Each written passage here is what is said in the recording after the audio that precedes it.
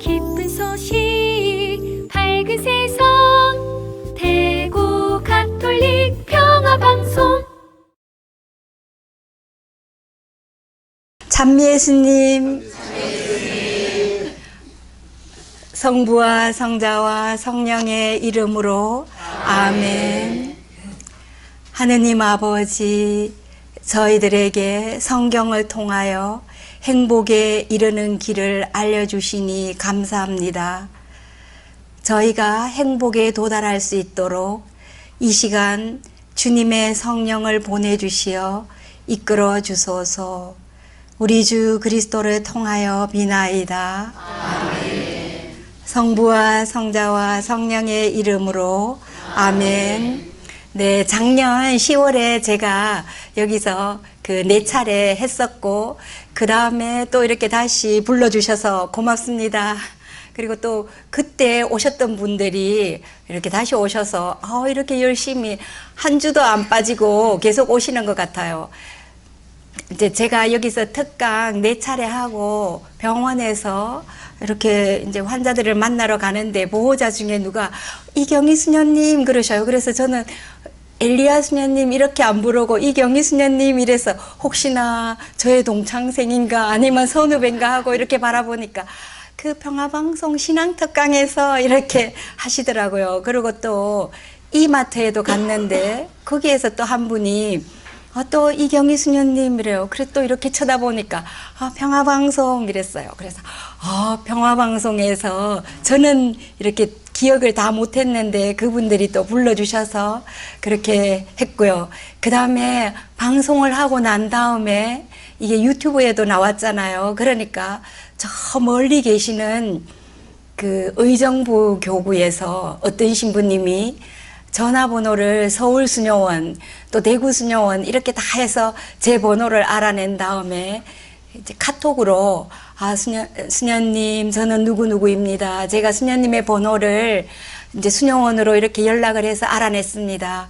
그런데 우리 신자들에게도 이 성경을 어떻게 읽을까, 성경 묵상을 어떻게 할까, 이것 좀 해주셨으면 좋겠습니다. 그런데 너무 멀리 대구와 의정부, 그래서 오시게 하는 게 미안하지만 그냥 만약에 안 된다면 이렇게 연락한 것만으로도 제가 감사하겠습니다. 이러셔요. 그래서 이제 저는 제가 그것을 이렇게 읽는 순간에 막 꼭 가고 싶다 이런 생각이 들었어요. 그래서 제가 빨리 이제 답을 보내면서 저는 수도자이니까 우리 원장 수녀님께 또 병원장님께 우리 50명 살고 있는 분원의 분원장님께 말씀을 드리고 가능하다면 제가 가겠습니다. 이렇게 했어요. 그랬더니 이제 저도 또 기다리실까봐 빨리빨리 대답을 해야지 하고 얼른 다 말씀을 드리니까 좋다고 가서 나누라 이러셨어요. 그래서 이제 제가 가겠다고 이러니까 그러면 사순절 첫 번 시작할 때 해주시면 우리 신자들이 이번 사순절을 성경으로 이렇게 그 말씀에 맞들이면서 했으면 좋겠다. 그래서 2차례를 갔습니다. 목요일마다 사순절 첫째 주일, 둘째 주일 이렇게 갔는데 거기에서 그분들은 7시에 미사하고 그 다음에 또 성시간을 하고 그 다음에 강의를 했어요. 그러니까 제가 더 길게도 못하고 여기 내려오니까 1시 몇 분 이렇게 됐는데 그래도 이제 저는 그 다음 날도 그분들의 그 이렇게 열기에서 힘을 받고 이거는 정말 평화방송 덕분에 제가 의정부까지 갔고 또 한 번은 수원교구에서도 또 오라고 해서 거기는 토요일 오후를 피정으로 이렇게 했습니다. 그래 이렇게 뿌려진 겨자씨가 자라나서 그분들을 통해서 말씀이 자라나고 있고 번져가는구나 그렇게 생각하고 저를 도구로 써주시고 또 그 도구를 이용해 주신 평화방송에 되게 감사했는데 감사를 전할 길이 없었는데 오늘 이렇게 전합니다. 행복에 이르는 길, 이제 행복이라고 하면 우리가 다 바라는 것이죠. 행복하고 싶지 않은 분은 아무도 안 계셔요. 전부 행복해지고 싶어 하고 행복을 갈망합니다. 그래서 그 행복은 이제 지금까지 이렇게 살아오시면서 아, 행복은 이런 것이다. 행복은 이런 것이다. 그 다음에 또 행복을 찾아서 이렇게 했는데 그게 사라지고 사라지고 그러면 이제 영원한 행복은 무엇인가 이런 것도 벌써 많이 생각하시고 또 많은 경험도 하셨을 것 같습니다. 행복에 이르는 길, 이제 왜 1번이라고 했는가 하면 8가지가 있는데 제가 첫째 4개만 하기 때문에 1번이라고 했습니다. 강의 1회 오늘은 무엇을 먹을까 걱정하지 마라. 이것이 바로 탐식인데 이제 먹는 것에 대해서 오늘은 한번 해보겠습니다. 그리고 2번째는 마리아는 좋은 몫을 선택하였다.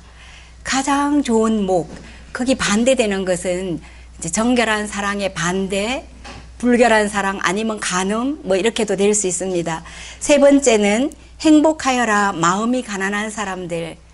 마음이 가난한 사람들이 산상수훈 첫 번째 자리에 나와 있어요. 그래서 우리 안에 있는 적게나 아니면 많은 그런 탐욕들, 그것을 어떻게 버릴 수 있는지, 그것을 버리고 깨끗한 마음 안에 이렇게 어떻게 하느님을 모실 수 있는가, 그 탐욕에 대해서이고, 4번째는 행복하여라 온유한 사람들. 이 온유의 반대가 분노입니다.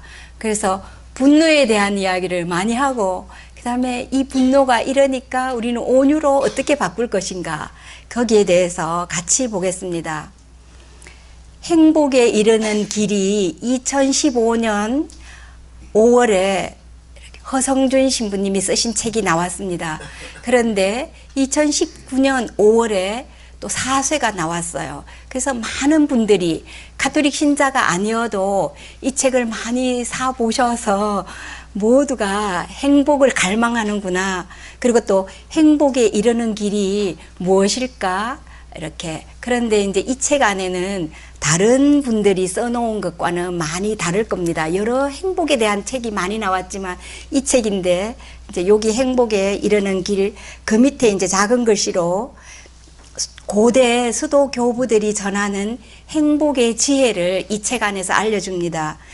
탐식, 간음, 탐욕, 분노, 또 슬픔, 나태, 허영심, 교만, 이 8가지 악한 생각, 악한 덕이 있는데 이것을 반대로 좋은 덕으로 바꾸는 방법, 그래서 절제, 정결, 또 가난, 온유, 기쁨, 열정, 진솔, 겸손, 이러한 꽃들이 그 자리에 활짝 피어서 이 악덕들이 없어지게 되는 걸로 이렇게 쓰여 있습니다. 그러면 이제 여러 가지 행복들이 있지만 없어지지 않는 영원한 행복은 어떤 것인지 우리가 간절히 바라는 것인데 이제 그게 어떤 것들이 있는가 살펴보겠습니다. 행복을 가로막는 이제 행복이 이렇게 좋은 건데 이 가로막는 나쁜 생각들이 있습니다. 우리 사수동 저희 본원이 있는데 그 수녀원의 뒤쪽으로는 산이 있습니다. 산 밑에 커다란 오디나무가, 뽕나무가 하나 있어요. 그래서 이맘때쯤 되면 오디가 많이 달려있는데 그 오디는 제 손마디 이렇게 하나보다도 더 크게 아주 먹음직스럽게 이렇게 달려있어요. 그런데 이제 풀숲이 막 쌓여 있어서 그 길을 용감하게 이제 이런 옷을 입고 지나가면 다 베리니까 못 가고 그 오디만 바라보고 있는데 우리 독일 할머니 수녀님 거의 100세가 가까이 되셔서 몇 년 전에 돌아가셨는데 그 수녀님은 집안에 계실 때는 이거 워커를 짚고 이렇게 걸어 다니시다가 밖에만 나오면 작은 밭대기 하나를 그 수녀님이 받아서 괭이로 메고 거기다 약초를 심고 이렇게 하셨는데 우리가 이제 오디를 바라보고 있으니까 낫을 가지고 오셔서 그거 다 풀을 베고 길을 이렇게 만들어 주셨어요. 그러면서 오디 따먹어라 그러셔요. 그래서 제가 이제 가서 오디 저도 따먹고 저는 어릴 때 많이 먹었으니까 그거 보면 그냥 지나가지 않고 제가 막 따먹었죠. 그리고 다른 수녀님들도 가서 따먹고 이제 입이 새카말 만큼 따먹고 이렇게 했었는데 이번에도 6월에 피정 가면서 그 오디나무를 바라보면서 아, 그 수녀님이 계셨다면 저기 길을 다 이렇게 틔워 주셨을 텐데 그 길이 안 트였구나. 그것을 보면서 아, 저기 안에 그 오디라는 행복이 있는데 길이 트여야 되기 때문에 길을 틔워야지만 가는데, 그런 거기에 있는 걸림, 그 풀숲을 잘라내야 되는 거. 그러면 우리가 바로 하늘에 가는 그 행복도 이런 걸림돌들을 치워야지만 갈 수 있구나. 그런 생각이 그걸 보면서 들었습니다. 여기에 이제 우리의 나쁜 생각들은 이제 여기에서는 특별히 8가지 생각을, 나쁜 생각들을 이제 설명드리려고 하는데, 이 생각이, 나쁜 생각들이 머리에서 꼬리에 꼬리를 물고 일어난대요. 그래, 어떤 때는 왜 우리가, 이 생각 좀 그만해야지. 막 너무 나쁜 생각만 하면 피곤하고 또 불행해지잖아요. 그러니까 이 나쁜 생각을 없애고 싶은데도 꼬리에 꼬리를 물고 일어나요. 그래서 이제 어떤 분은 그러면 잠이 안 오니까 이 생각을 없애는 방법, 생각 끊기, 막 이렇게 하면 된대요. 생각 끊기. 그래서 저도 어떤 때 잠이 안 올 때 생각 끊기 막 이런 것도 한번 해봤지만, 그거 말고 저는 다른 방법을 쓰는데, 이 생각이 임산부의 아기가 막 자라나듯이 생각이 또 생각을 낳고 이렇게 해서 나쁜 생각들이 이렇게 꼬리에 꼬리를 물고 일어난답니다. 그러면 이 나쁜 생각들을 어떻게 잘라낼 수 있는지 그것을 한번 같이 보겠습니다. 이제 오늘 주로 볼 것은 행복이란 무엇인지 다 잘 알고 계시지만 간단하게 그냥 말씀드리고, 또 참된 행복은 여러 가지 행복들이 있는데 우리가 바라는 그 참된 행복, 없어지지 않는 참된 행복은 어떤가?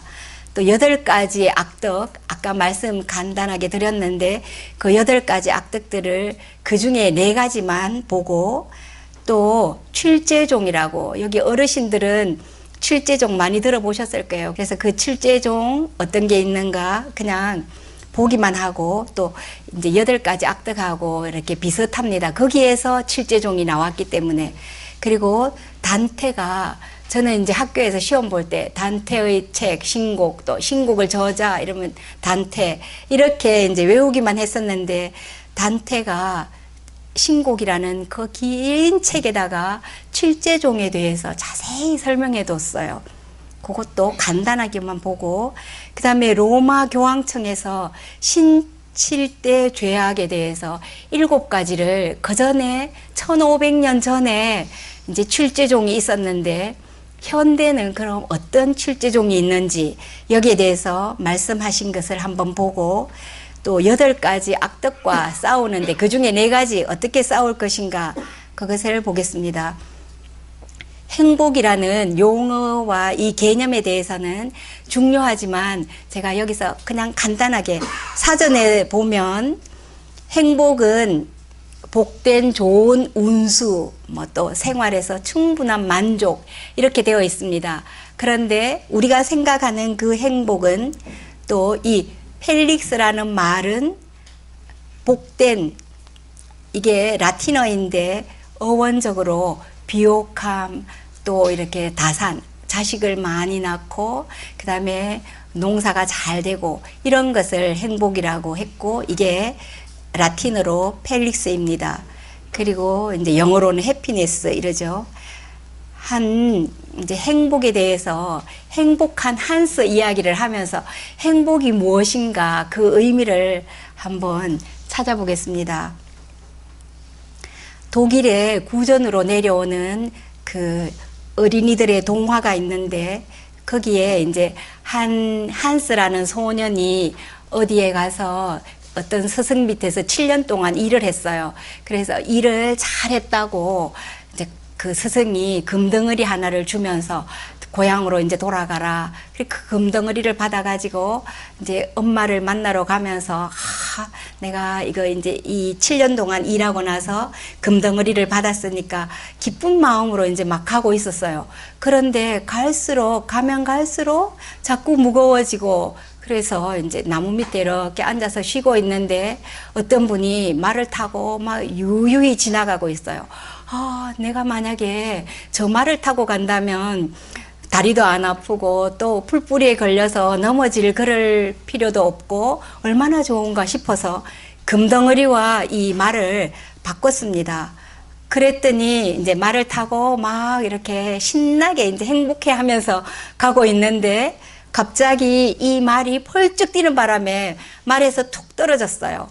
그래서 이제 너무 화가 나가지고 잘못하면 다칠 뻔 했잖아요. 그 다음에는 자기를 그렇게 태워다 준 말이 보기도 싫어졌습니다. 그 다음에 이제 나무 밑에 앉아서 막 화가 나가지고 있는데 어떤 분이 아주 토실토실한 암소를 몰고 가고 있어요. 그래 이제 이 암소를 바라보면서 아, 저 암소는 우유로 이렇게 우유를 또 받아 짜서 먹을 수도 있고 또 일도 시킬 수 있고 얼마나 좋은가. 암소하고 바꿀까? 이런 생각하고는 이제 암소하고 또 딱 바꿨습니다. 그러면서 이제 행복해서 아, 내가 우유를 좀 먹어야지. 이렇게 생각하고 나무에다가 소를 매놓고 우유를 막 짜려고 하니까 소가 우유가 한 방울도 안 나오고 막 화가 나서 뒷발질을 해서 이분이 다쳤어요. 그 다음에는 이제 화가 너무 나서 우유도 하나 못 받아 먹고 화가 난 다음에 이제 가만히 또 앉아 있는데 토실토실한 돼지를 몰고 가는 사람이 있었어요. 그래서 아, 저 돼지를 내가 만약에 갖게 되면 순대를 해 먹을 수가 있고 그 다음에 또 돼지고기 그 삼겹살 얼마나 맛있나 이렇게 생각하면서 돼지하고 바꿨습니다. 그러고는 이제 행복해서 아, 순대를 먹겠구나 이런 잠시의 행복을 가지고 있는데 또 어떤 사람이 거위를 몰고 가요. 가만히 또 거위를 바라보니까 이 돼지는 아직 이제 순대 만들려면 시간이 많이 걸리고 이러는데 저 거위는 잡아서 거위 고기를 먹을 수도 있고 또 알을 먹을 수도 있고 거위 털로 베개를 만들어서 베고 자면 폭신폭신하게 얼마나 좋은가 이렇게 생각하고 거위하고 또 돼지하고 또 바꿨습니다. 그 다음에 이제 거위를 데리고 막 행복해서 가고 있는데 어떤 가위 장사가 숫돌에다가 가위를 막 갈면서 아, 가위 장사만큼 재밌는 게 없다. 이 가위를 숫돌에 갈아서 팔면 쏠쏠한 재미가 있다. 이러면서 막 자랑을 해요. 그러니까 아, 내가 또 숫돌하고 바꿀까? 이런 생각하고 숫돌 2개 하고 바꿨어요. 그리고 이제 숫돌을 등에다 지고 막 걸어가는데 갑자기 또 숫돌도 무게가 이제 무겁게 되고 그 다음에는 목도 마르고 이래서 우물가에 가서 이제 숫돌을 옆에 이렇게 세워놓고 물을 좀 마셔야지 하고 엎드리는 순간에 숫돌을 딱 건드려 갖고 물 속에 톡 빠져버렸어요. 지금까지 이렇게 7년 이래가 바꿔온 그게. 그래서 이제 큰일 났구나. 저는 여기까지 읽어가면서 큰일 났구나 생각했는데 이 한스는 너무 기쁘다. 이렇게 행복할 수가 없다. 그러면서 나는 행운하다. 언제나 일이 잘못되는가 싶으면 구원해주는 자가 나타나거든 하면서 그 잊어버린 거에 대해서 또 바꾼 거에 대해서 하나도 안타까워하지 않고 물속에 빠진 이제 숫돌까지 빠지고 나니까 아무것도 잃을 게 없기 때문에 너무 행운아가 됐잖아요. 그래서 이것은 많은 그 철학자들에게 이렇게 생각할 거리를 주고 그렇게 한답니다. 그리고 특별히 제가 이것을 읽으면서 우리가 무엇을 가졌을 때, 또 그 다음에 그것을 잃고 났을 때, 저는 어떤 때는 이제 제가 아끼는 손목 시계가 있었는데, 이 시계가 이렇게 제가 문을 열려고 하는데 저쪽에서부터 먼저 문을 꽉 열어서 문을 꽉 이렇게 잡는 순간에 유리에 박아서 그 유리가 막 깨졌어요. 그때 제가 내 심장에 금이 가는 것 같아 이렇게 생각했거든요. 그런데 그 시계 유리 하나 깨졌다고 그러는데 어떤 분은 이래요. 그것은 이제 수녀님과 연이 다 끝난 것입니다. 이러면서 편안하게 그걸 싹 버리는데 저는 그게 너무 아까워서 내 마음에 금이 가는 것처럼 그리고 두고 이제 잊어버릴 때까지 한참이 걸리는데 빨리 이래 놓아버리는 연습을 해야 되는데 이것을 읽고 난 다음에 나는 행운하다. 정말 이렇게 그 하나하나에 따라서 이런 행운으로 생각하고 있었고 또 여기에서는 이제 김수환 추기경님도 이런 사제 생활하는 동안에 이런저런 분들을 만났는데 그분들을 통해서 나는 정말 행운아라는 것을 알았다. 이런 게 김수환 추기경님도 행운아라고 생각하셨대요. 많은 사람들을 만나고 그러면서 행운의 그 삶을 사시다가 가셨습니다. 마테오복음 5장에는 산상설교가 나와 있는데 여기에서 제가 다 보지는 않겠습니다. 우리가 너무나 잘 알고 있고 또 우선에 우리의 그 행복의 기준이 되는 것이 산상수훈에 잘 나와 있고 이 중에서는 제가 몇 가지는 이제 다음 시간에 이렇게 또 말씀을 드리고 첫 번째로 이제 마음이 가난한 사람들 이게 제일 위에 나왔다고 했어요. 이거는 다음 시간에 말씀드릴 것입니다. 그리고 또 셋째는 온유한 사람들 이것도 제가 분노할 때 말씀드리려고 하고요. 그 다음에 다섯 번째는 자비로운 사람들 이 하느님의 자비를 입을 것이다 이렇게 돼 있는데 포로 수용소 안에서 어떤 유태인이 자기 자녀도 죽어가고 그 다음에 부인도 죽어가고 이런 것을 보면서 이분은 그 정말 비참한 상황 속에서 내가 무엇을 선택해야 되는가 이제 거기 이렇게 많은 생각을 했어요. 그때 이런 공간 안에서 우리가 삶의 공간 그 나치 수용소 안에서 죽어가는 사람들 매일같이 죽어가는 사람들을 보고 그 다음에 자신도 언제 죽을지를 모르고 그런데 거기에서 또 자기가 사랑하는 자녀들이 죽어가고 그 다음에 또 정말 사랑하는 그 아내까지 죽어가는 것을 보면서 이제 분노가 막 끌어오르죠. 그럴 때에 그래도 내가 평생을 분노로 살아갈 것인가 아니면 이분들을 용서하고 자유롭게 살아갈 것인가 내가 분노에 매일까 용서하는 그 자유를 선택해서 자유로운 삶을 살까 이렇게 생각하고 이분은 그 자극이 어떠한 자극이 오더라도 이것을 내가 받아들이는 거기에는 선택의 자유가 있다는 것을 깨달았어요. 그래서 그 많은 사람들이 죽어가는 그것을 보면서 나치를 이렇게 미워하지 않고 분노하지 않고 그분들을 용서하는 그 용서하고 난 다음에 큰 자유를 얻게 됐죠. 그러면서 우리는 이 공간 안에 항상 오는 자극은 좋은 것만 오는 게 아니잖아요. 뭐 여러 가지 자극들이 올 수가 있습니다. 그 자극 중에서도 선택할 수 있는 때문에가 아니라 이런 것 때문에 내가 이래 됐다. 이것이 아니고 이 덕분에 나는 이렇게 되었다.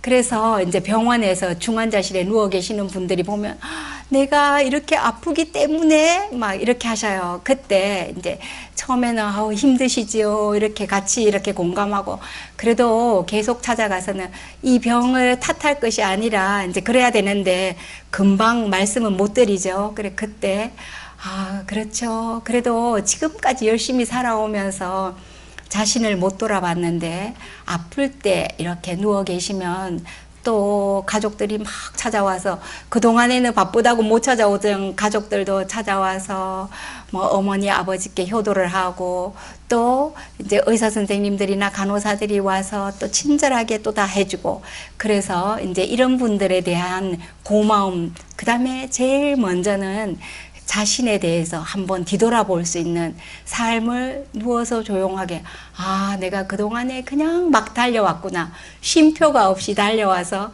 이제 갑자기 이렇게 강제로 병이라는 그 병 때문에 강제로 이렇게 묶이니까 이렇게 됐는데 그래서 이것도 아픔 덕분에 가족들도 많이 만나고 또 고마운 사람들을 많이 만난다 이렇게 생각해 봅시다 이러니까 너무 고맙다 이러면서 막 눈물을 흘리셨어요.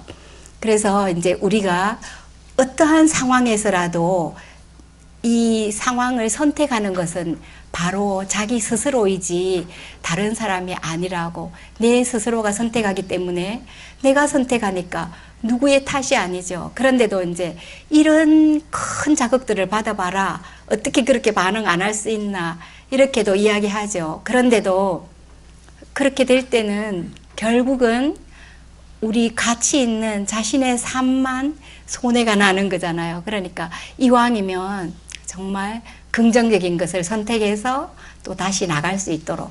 그렇게 이제 제가 생각하면서도 이제 오늘 아침에도 이제 누가 뭐 이러이러 하셨어요. 그때, 이러한 일을 일으킨 원인이 누군데, 자꾸 저는 원인을 따지면서 그 생각으로 원인이 누군데, 그래서 내가 이렇게 되었지, 이런 생각을 하다가, 아니지.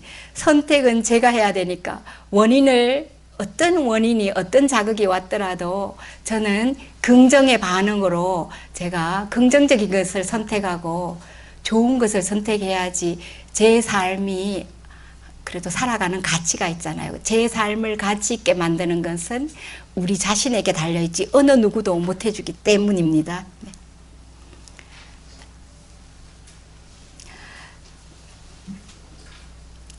그 라벤스부르크 포로 수용소에서 어떤 유대인의 기도를 발견했어요. 어린아이가 죽어간 그 시신 옆에 한 편지가 있었는데 이것이 정말 그 유다인들의 기도, 주님 선의의 사람들뿐 아니라 악의의 사람들도 기억하소서. 그러나 그들이 우리에게 준 온갖 고통을 기억하지 마시고 이 고통 덕분에 우리가 받은 열매를 기억하소서. 그리고 그들이 심판받게 될 때 우리가 낳은 모든 열매가 그들을 위한 용서가 되게 하소서. 그렇게 고생하면서 죽어갔지만 이 자기들이 받은 그 고통이 오히려 그들을 용서하는 그런 사람이 되도록 이렇게 기도하는 그 기도가 어린아이의 시신 옆에 있었답니다. 용서를 못하고 사는 삶은 마음속에 독을 품고 사는 거나 마찬가지래요. 그러니까 절대 용서 못해 이게 아니라 정말 이 독을 내가 이렇게 그래도 내놔야죠. 그리고 또 용서를 정말 못할 때는 기도로서 또 할 수가 있죠. 그리스도인들에게 참된 행복이란 무엇인가? 이제 거기 루카복음에 보면 성모님을 보면서 예수님을 이렇게 낳은 분 얼마나 행복할까? 그렇겠죠. 그러니까 예수님은 오히려 말씀을 지키고 따르는 사람이 더 행복하다 이렇게 했어요. 그리고 우리에게 그 참된 행복은 8가지들 앞에서 말씀드렸던 그 8가지들인데 이것은 뒤에서 이제 몇 가지만 또 자세히 보겠습니다. 8가지 악덕에 대해서 그 중에 4가지만 제가 하겠다고 했는데 오리게네스라는 이 교부는 죄의 그 원천과 8가지의 악한 생각들 이것이 바로 죄의 원천이라고 하고 히라보로는 이것을 로기스모이라고 이렇게 합니다. 그래서 이제 우리 영적 여정 또 행복으로 가는 길도 바로 이러한 악한 생각들을 물리치고 그 다음에 이제 악한 생각의 반대의 덕들 그것을 가지고 영적 여정을 걸어가는 것이 아닌가. 그래서 사막으로 들어간 그 교부들이 이제 이런 악한 생각들과 열심히 투쟁하면서 이런 비법들을 남겨주셨습니다. 그래서 저희는 그것들을 이렇게 살펴보면서 우리도 어떤 방법으로 이런 것을 물리칠 수 있을까 이렇게 볼 수가 있겠습니다. 에바그리우스는 이 악한 생각을 더 구체적으로 8가지로 이렇게 그의 책 프락티코스라는 책에 8가지로 설명해 놓았습니다. 그리고 또 요한 카시아누스도 제도서라는 책에 또 8가지를 똑같은 8가지를 다시 정리해 놓았는데 순서가 이제 약간 바뀌었어요. 두 분이 앞에 에바그리우스는 슬픔이 먼저 나오고 뒤에 분노가 나오는데 카시아누스는 분노가 먼저 가고 슬픔이 나옵니다. 그래서 이제 이분들은 분노가 있은 다음에 슬픔이 온다. 이렇게 해서 또 나름대로 이유를 또 이렇게 다르게 해놨습니다. 그래서 저는 이제 오늘 그 카시아누스의 순서에 따라서 분노까지 이렇게 이 한 달 동안 거기 다 보겠습니다. 출제종이라고 있는데 이것은 우리 교리에서 옛날에 많이 배우셨어요. 다른 모든 죄의 권원이고 또 원인이 되는 그런 대죄 혹은 죄의 그 가장 우두머리, 그래서 이것을 죄의 본질이라고 하면서 출제종 이런 것들을 했는데, 이제 지금 교리 배울 때는 여기에 대해서 별로 이렇게 강조는 안 합니다. 그러면 여기에는 이제 출제종은 또 8가지 악득 그것을 가지고 했는데, 여기에 시기가 들어가고 슬픔은 빠졌어요. 그 다음에 허영심도 빠지고 이렇게 된 게 출제종에 들어가 있고, 그 다음에 그레고리오 대교황님께서 6세기에 다시 그 앞에 있는 8가지 악득들을 다 이렇게 정리해서 우리에게 출제종을 알려줍니다.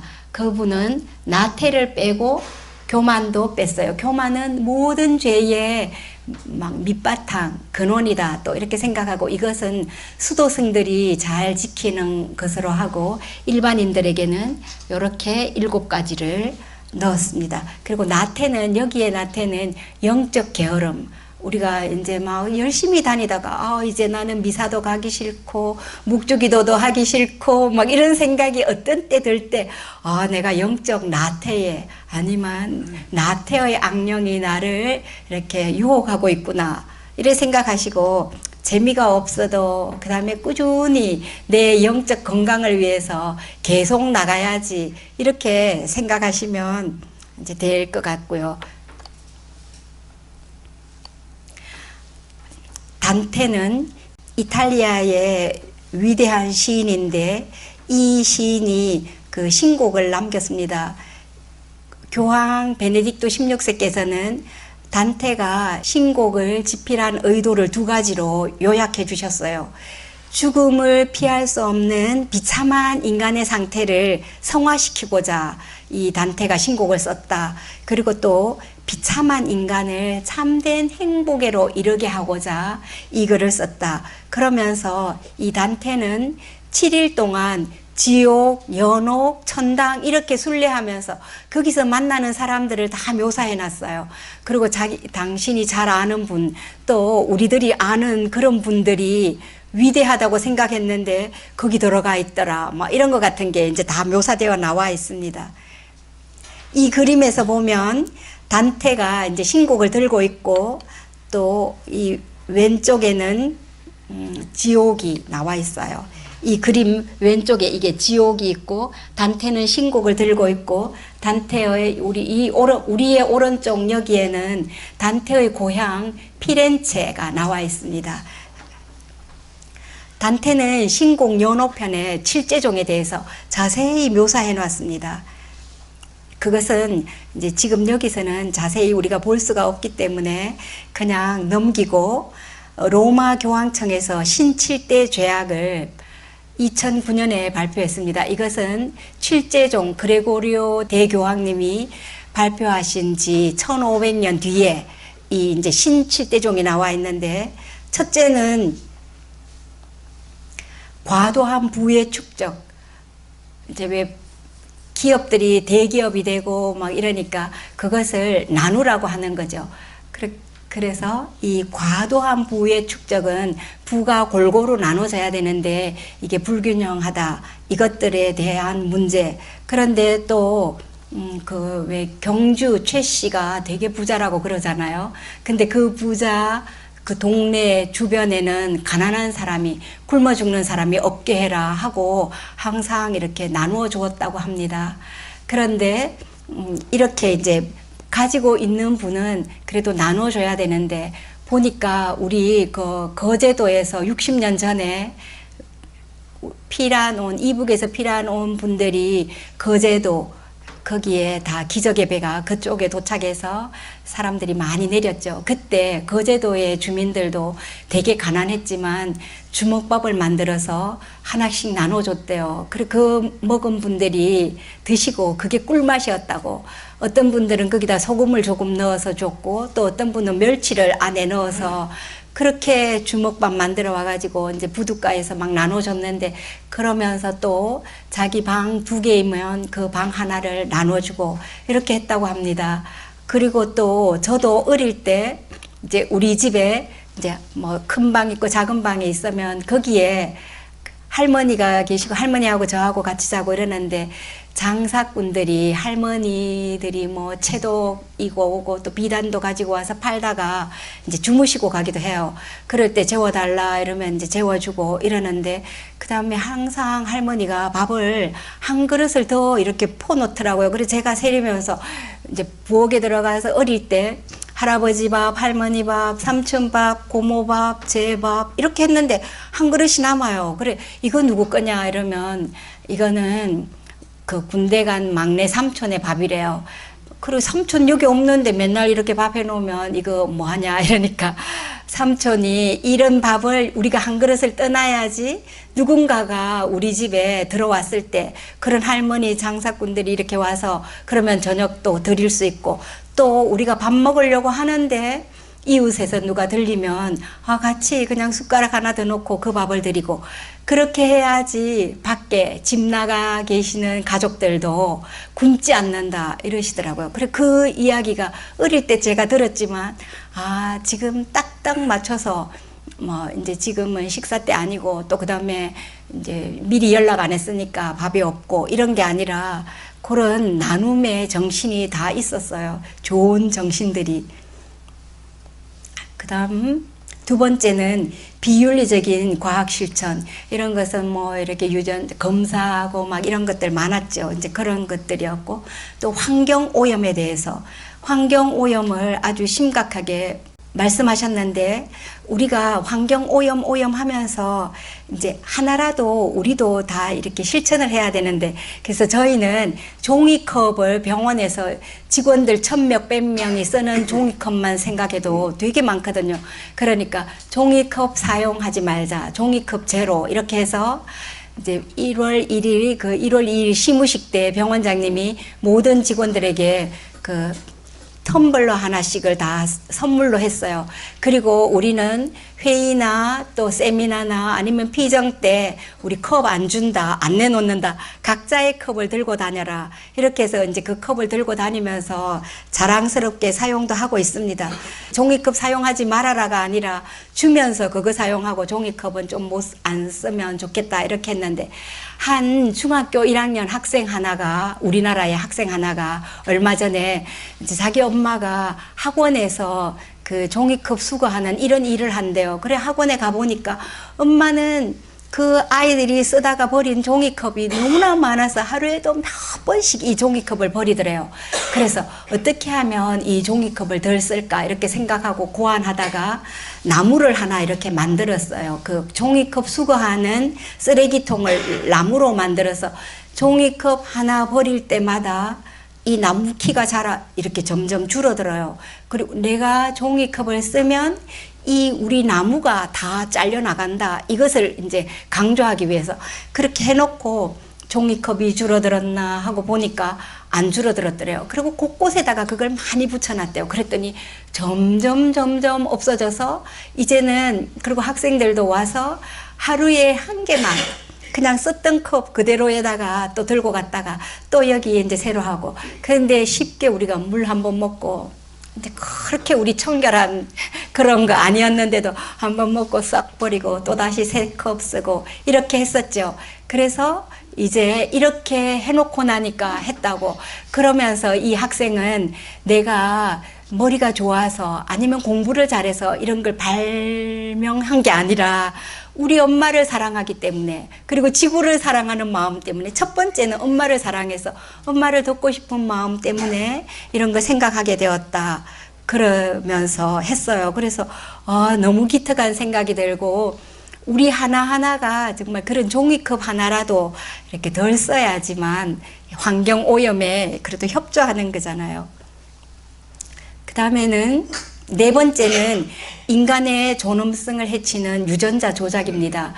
왜 이렇게 뭐 유전자를 조작해서 몇 배로 이렇게 다 성장하게 만들고 이런 것 같은 거. 그래서 가난한 사람들한테 먹을 것은 많이 줄 수가 있었지만 또 한편으로는 그것을 먹고 우리에게 이렇게 폐가 오는 것도 있고 그 다음에 마약 거래 및 복용인데 우리는 아직 그렇게 심각하지는 않지만 그 해외에서 선교하시는 신부님들의 말씀을 들어보니까 이것이 그 마약 사는 게 너무너무 쉬워서 그냥 담배 사는 것보다 마약 사는 게 더 쉽대요. 지나가다가 뭐 옆에서 설쩍 주고 이러니까 그만큼 노출되어 있다 그러시더라고요. 그리고 불법적인 낙태, 이제 가톨릭 병원들은 유산을 시키지 않습니다. 저희가 시키지 않는데 지금도 이제 막 낙태를 합법화 시키려고 이렇게 하고 있는데 여기에 대해서도 지금은 그냥 생략하겠습니다. 7째는 소아성애. 이게 이제 또 그 외국에서도 많이 떠들었었죠. 이 7가지를 신 7대 제약이라고 이렇게 교황청에서 발표하셨고요. 8가지 악덕과의 싸움 중에서 그러면 이 많은 것 중에 가장 먼저 사악한 악덕과 싸워라 이렇게요. 그 가장 먼저 사악한 게 뭔지 그것은 조금 뒤에 다시 말씀드리겠습니다. 또 이렇게 그런 악덕들과 이제 뒤에 설명드릴 그런 악덕과 싸우기 위해서는 또 단식을 해야지 된대요. 단식이 우리가 사순절 금요일과 또 마지막 시작 금요일과 마지막 마치는 금요일에 단식을 하는데 이것도 이제 막 그날 평소에 아침 안 먹다가도 그날 안 먹은 것은 되게 머리가 아픈 것 같고 이렇게도 되는데 그 단식의 의미가 예수님께서 고통받을 때 이제 우리가 단식해야 되고 또 이 단식은 지금 그 음식만의 절제가 아니라 다른 여러 가지 나의 악덕들을 끊을 수 있는 그런 치료제가 된다고 합니다. 그리고 마음으로부터 이것을 탄식하고 마음으로부터 깊이 뉘우치라고 하는 거죠. 그 다음에 밤새워 기도하라고 했어요. 밤새워서 철야 기도를. 근데 우리는 또 사순절에도 그렇게 하고 어떤 때 집에 정말 큰 일이 생겼을 때는 누가 철야 기도 하지 말라고 해도 저절로 기도가 되죠. 그래서 또 이제 성독 수행. 작년 제가 10월에 성독이 성경 독서의 줄임말이라고 이렇게 했고 소리내어 읽는 성경 독서의 줄임말. 또 성령의 이끌림에 의해서 하는 성독. 그 거룩한 독서의 성독, 이 성독 수행을 열심히 할 때 우리의 이런 악덕들도 또 쉽게 고칠 수가 있다 이렇게 하고 또 눈물의 기도를 그런데 억지로 우는 건 아니죠. 마음에서부터 정말 이렇게 우러나오면 그런 눈물의 기도가 나오고 그러면 이제 본론에 들어가서 탐식 제일 먼저 이제 탐식에 대해서 하겠습니다. 뭐 우리 모두가 다 나는 탐식하고는 관계가 없다 이렇게 생각이 드실 거예요. 그런데 제가 이렇게 생각하니까 한 번에 뭐 음식을 많이 먹는다고 그게 탐식에 빠진 게 아니고 적게 먹어도 그 먹는 방법에 따라서 탐식에 빠질 수가 있구나. 제가 요런 것만 골라서 먹는다거나 그 다음에 다른 사람도 위해서 여러 이렇게 좋은 것들을 많이 차려놨는데 제가 좋다고 먼저 이것을 다른 사람 생각 없이 막 먹는다거나 이런 것도 하나의 탐식에 관계되지 않겠나 이렇게 생각했습니다. 탐식의 반대는 절제입니다. 이 절제를 아주 잘하기도 하는데 또 한편으로는 오늘만 하고 내일부터 절제하자 이런 생각들을 또 많이 하게 되죠. 식욕의 중요성, 식욕은 너무나 중요합니다. 특별히 환자들을 보면 어떤 분은 이렇게 맛이 없어서도 또 넘어가지 않아서 못 먹고 또 어떤 분은 이제 치료상 금식을 해야 되기 때문에 못 드시는 분도 있고 또 이 속에 가득 암이나 이런 게 막혀 있어서 물이 들어가면 오히려 다 토하기 때문에 아무리 달라 해도 못 줘요. 그럴 때는 미안합니다. 지금 여기 이제 다 나오면 물을 많이 드릴게요. 이제 이렇게 하는데 그때는 거즈에다가 물을 적셔서 입에 이렇게 축여주기만 합니다. 그런 분들을 보고 집에 돌아오면 물 한 모금을 이렇게 마실 때도 얼마나 감사하면서 마셔야 되는가 이런 생각이 들었어요. 그 환자들을 보면서. 그리고 제대로 먹는 게 이제 중요합니다. 우리의 식욕은 아주 중요한 것이지만 주신 음식을 제대로 먹는다는 것, 이것이 이제 되게 중요한데, 다 잘 알고 계시지만 이제 성경의 예를 보면 창세기에 그 낙원에서 선악과 다른 건 다 따먹어도 되지만 그 한 나무의 열매만은 따먹지 말아라 그랬어요. 그런데도 갑자기 왜 호기심이 생기잖아요. 왜 다 먹어도 되는데 조금만 못 따먹게 하나? 이거 다 먹는 것에 대해서는 감사하지 않고 저거 한번 먹어보고 싶다, 이런 생각이 막 들겠죠.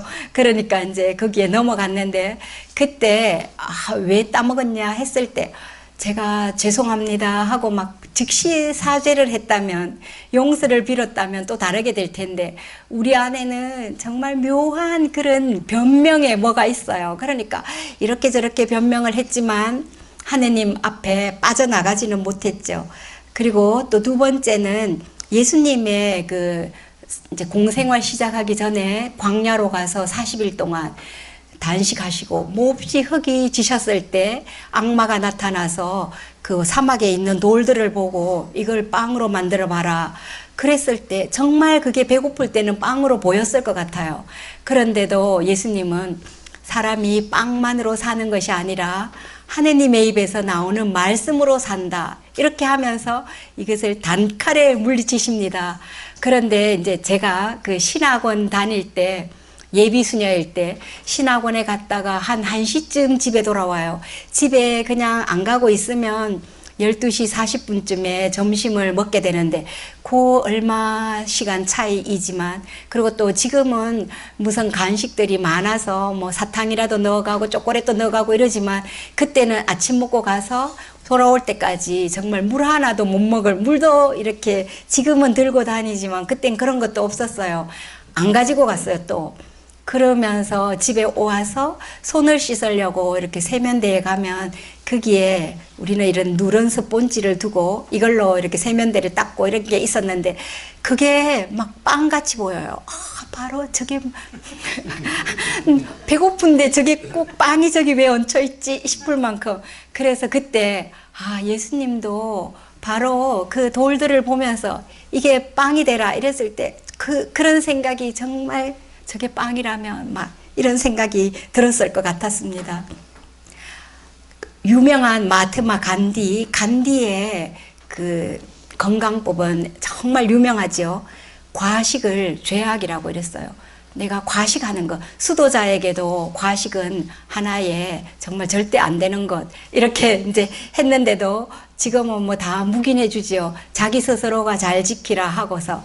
그런데 과식은 죄악이라고 했어요. 왜 죄악인가 하면, 굶어 죽는 사람이 있는데 나는 막 이렇게 너무 배부르게 먹고 또 배탈까지 나고 이렇게 되니까, 그 다음에 절제해야지 이것이 건강에 아주 좋은 그 건강의 미학이라고 그렇게 합니다.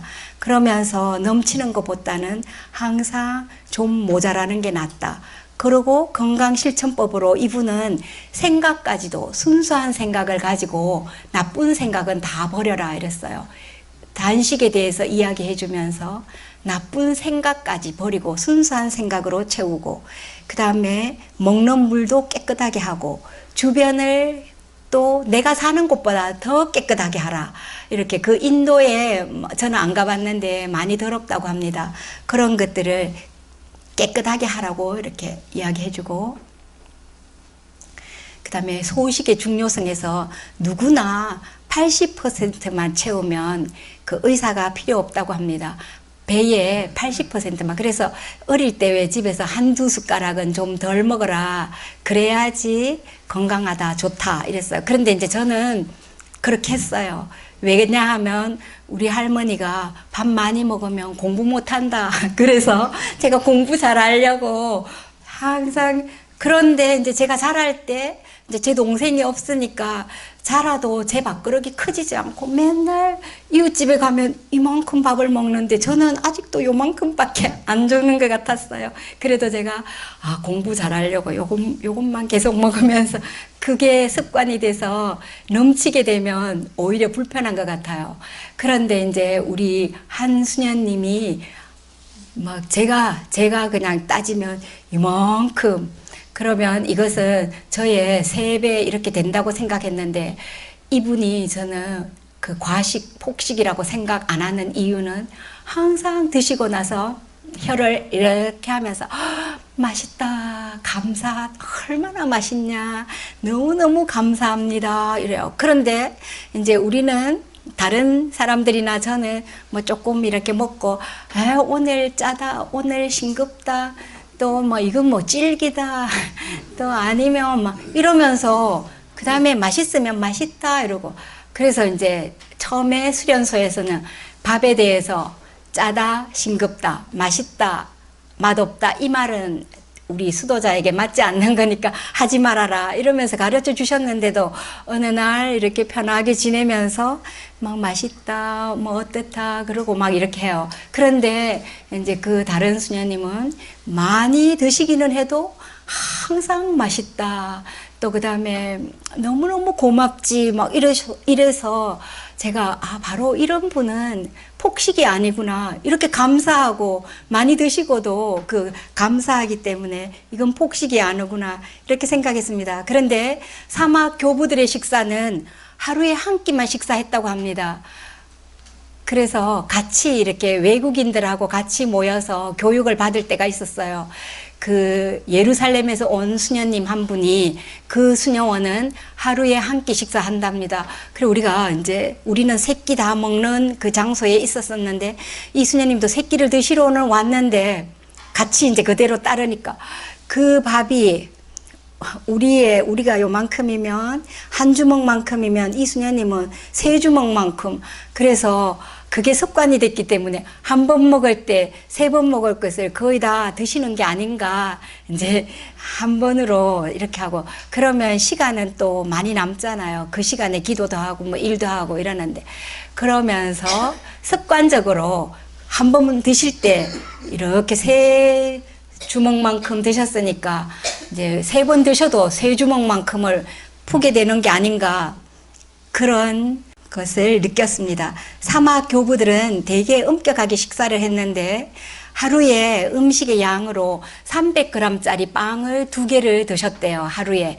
그래서 이제 제가 피정하면서 이 300g짜리 2개가 어느 정도일까 하고, 이제 저도 점심 한 번만 먹으러 가고 이렇게 식사하러 가지 않았어요. 그러고는 보니까 그 300g짜리의 빵이 2개가 되게 커요. 빵 2개는. 저는 그만큼은 먹지 않았지만 이제 제가 어느 정도였겠나 이렇게 생각하고, 그러면서 이 사막 교부들은 하루에 한 끼 먹으면 수도승이고, 2끼를 먹으면 육적인 사람이고, 3끼를 먹으면 짐승이다 그랬대요.